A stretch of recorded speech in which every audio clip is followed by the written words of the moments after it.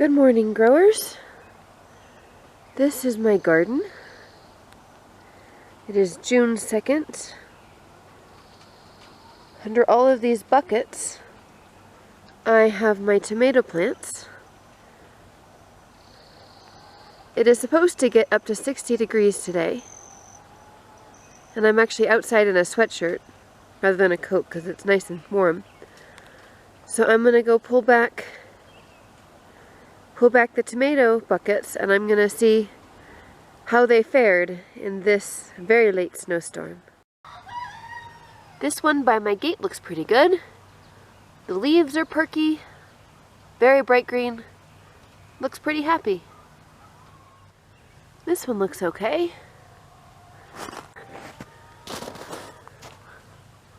This one has some bottom leaves that look okay. This one looks very sad. I don't know how these are going to come out.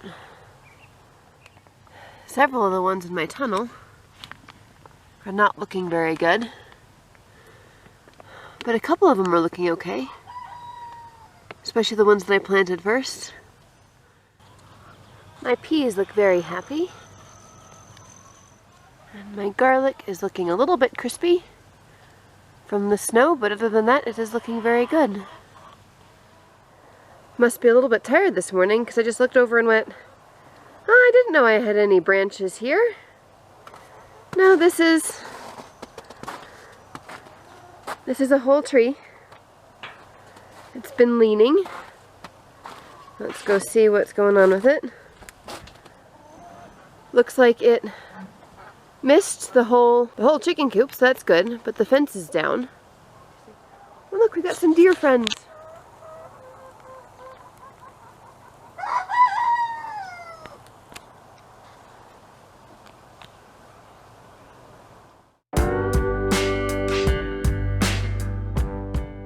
It's early June, and the snow is finally gone. So today I planted some asparagus. I grew it from seed in my little peat pots.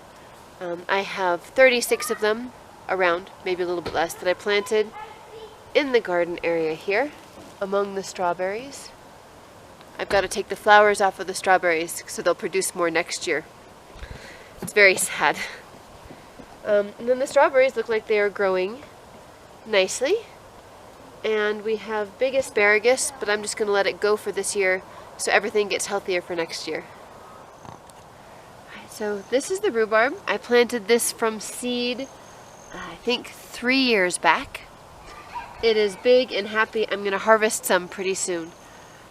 This got snowed on several times and is bigger and better than ever. So I recommend rhubarb for your challenging locations. Today is June 7th and it is planting day. I have a couple zucchinis, some coming up still, and a couple of cucumbers in this. I'm going to plant my zucchinis and what cucumbers I have out and leave the rest in the pots to see if maybe more will come up. This is a little bit silly. It is so deep. The handle of my shovel is below the level of the mulch. I'm really hoping that next year a lot of this mulch will have broken down really well so that it will be a lot less mulch over the soil.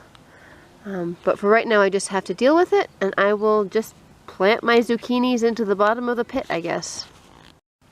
There we go. There's my zucchini in the bottom of the pit.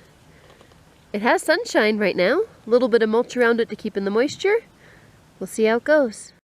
I'm going to plant my 3 cucumbers right in front of this trellis that's going to grow up and over the garden bed. The soil here came from my previous garden beds, so I didn't feel like I needed to cover them quite as much with mulch. So we'll see if that makes a difference on how these grow compared to the zucchinis. So I came out here just recently and I found that my oregano and my thyme from 2 years ago have come back again.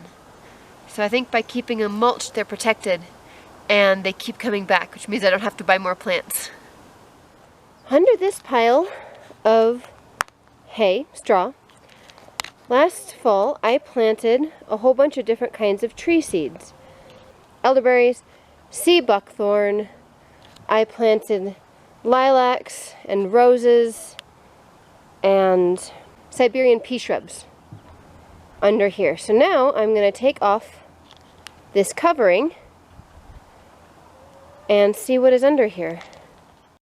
Here it is. I don't know if you can see the hardware cloth and maybe even the pots underneath. It's really stinky. It's very wet. I don't know if it's too wet. But I'm going to take the hardware cloth off and pull up the pots and see if anything's sprouting. So far I don't see anything coming up in any of these pots. They have a lot of mold on the top. Yeah. So I'm going to scrape the mold off, leave them in the sunshine, and see what happens. This week my dad helped me to put all of the mulch that I wanted here in what will hopefully become my medicinal garden. So what I did is I took a lot of the herbs that I started in these milk jug greenhouses, dug holes in this area. I put the medicinal herbs in order from shortest uphill to tallest downhill, since this is a north-facing slope. And I have divided them into little pieces, and hopefully they will all grow up nice and lovely, and we will have lots of medicinal herbs here.